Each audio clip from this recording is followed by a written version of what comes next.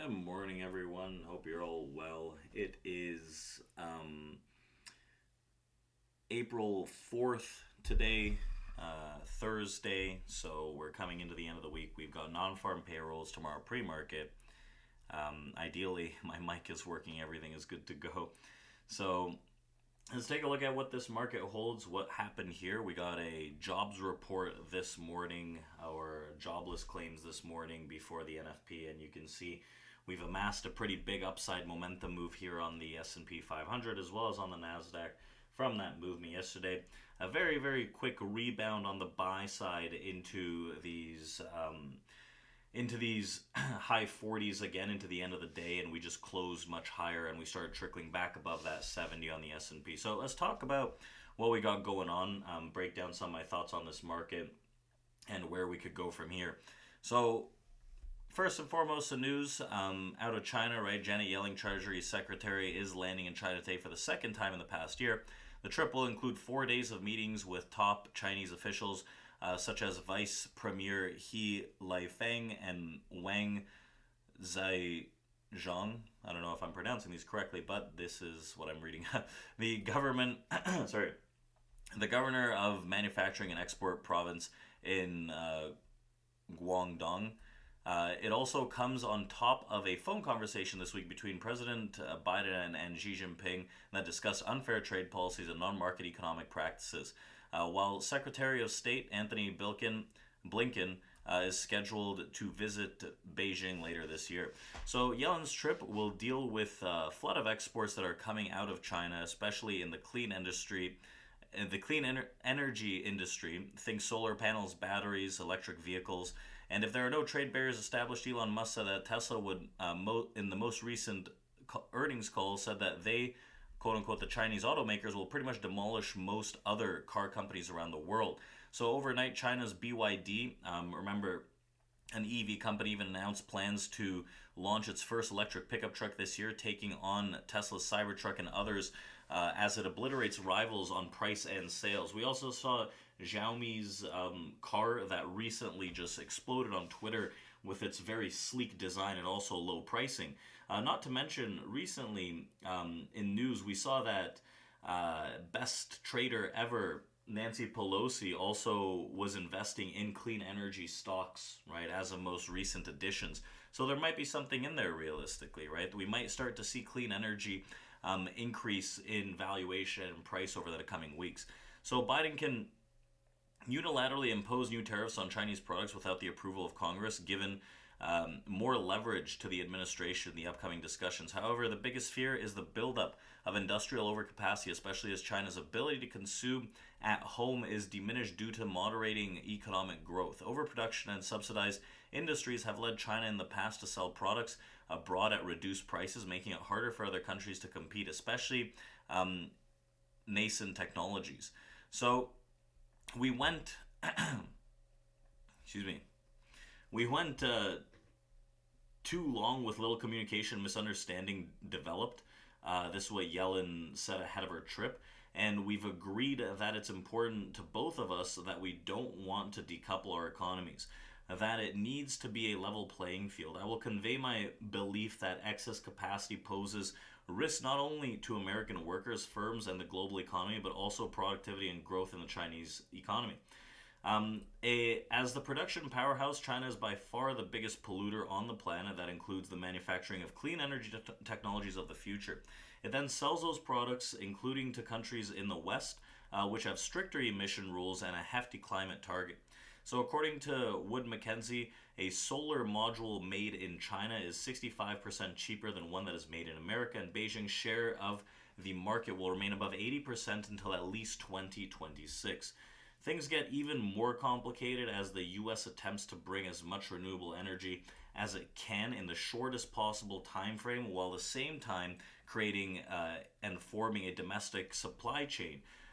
Do subsidies through the Inflation Act also risk following the same path as China, which possibly won't be sustainable in the long term, right? That's a question to ask.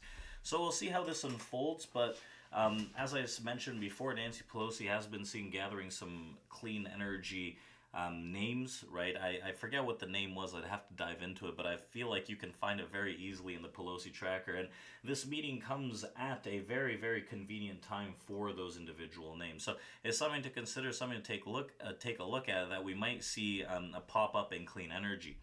So in other news, Jerome Powell repeated on Wednesday that he doesn't expect it will be appropriate to lower our policy rate until we have greater confidence that inflation is moving sustainably down to 2%. Remember, over the last 2 months, we've seen upticks in inflation figures, CPI, PCE, PPI, whatever it is, and that's kind of pulling away from the idea of multiple rate cuts throughout the year. Initially, I believe at the end of last year, there was priced in about 6 rate cuts, now pulling down to 3. We'll see if those change as we get towards that June meeting, which is in 2 months' time now. So, however, some of the bigger points that were highlighted stress the recent data does not materially change the overall picture, and it would be appropriate to start cutting rates at some point this year. So a lot of market participants view that as very, very positive. Gold extending its record run up. It's not only the shiny metal that has pressed up. We had silver that ramped up, oil as well, right? Other commodities have been pushing up.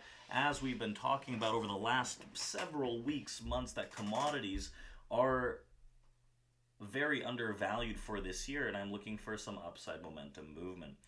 So that's something that transpired. We'll also talk about iBots here, right? Another thing on the news wire is searching for the next big thing. Apple is reportedly looking into home robotics market, right? The iPhone maker has also worked on some home devices that it sits on tables and uses robotics to move around. But there's no guarantee that Apple will ever release these products. Recall that Apple scrapped the work on its electric vehicle project in February after spending a reported $10 billion on the initiative over several years. Other companies that have tried to crack the robotics market in recent years include Amazon with its home Robo Astro, Tesla with its humanoid robot Optimus, and Figure AI's Figure 01.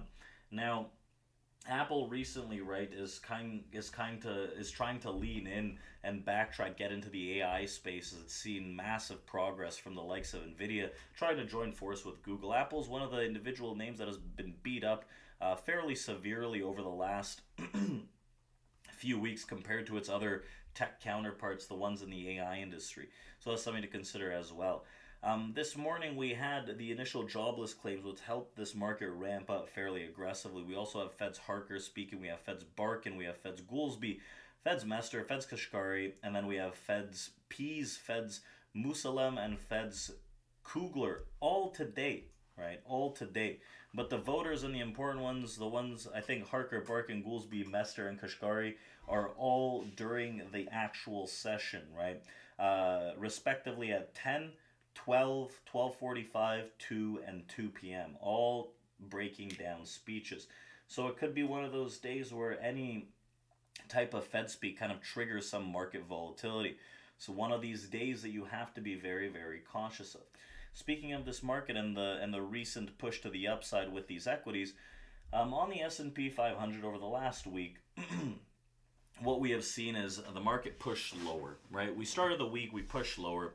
We failed to accept into this larger distribution here on the screen.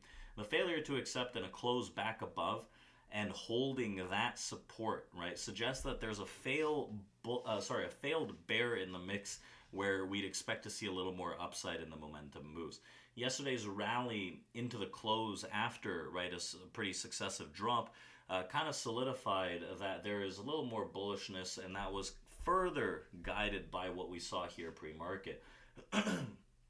With this, right, we move back above that, the start of the distribution, which sits at this low 70. And now we're trading back above the top of it, which is the mid to low 90, as well as we're trying to target the 53.03.04 area, which is very, very substantial. If there's going to be any kind of sell pressure in today's market, it should come from 02 to 04 on the S&P 500. Otherwise, right, there's going to be fairly shallow pullbacks, and who knows, maybe we see a new all-time high. But the failure to accept into a lower distribution amongst with these aggressive imbalanced sellers on the way up is helping propel prices higher, and the shorts, right, they're looking like they're in trouble. So they might have one last chance here off this open, but other than that, right, we're starting to lean a little more bullish as these prices are turning back around. Yesterday we were talking about looking for those longs into that mid to high 40, and that projected pretty much the most of the day back to the upside. So it's harder to lean bearish on these. Like I said, one of the only chances is if we sell around 5304 area, give or take a few points. Otherwise, we're going to see that just pull higher and higher, which again, bad news for these bears, considering they had a glimmer of hope. They were looking good. They liked where these things were going, and look at what had happened. So let's see, is this going to be a lower high in the market, or are we going to just push into a new all-time high, and we'll go from there?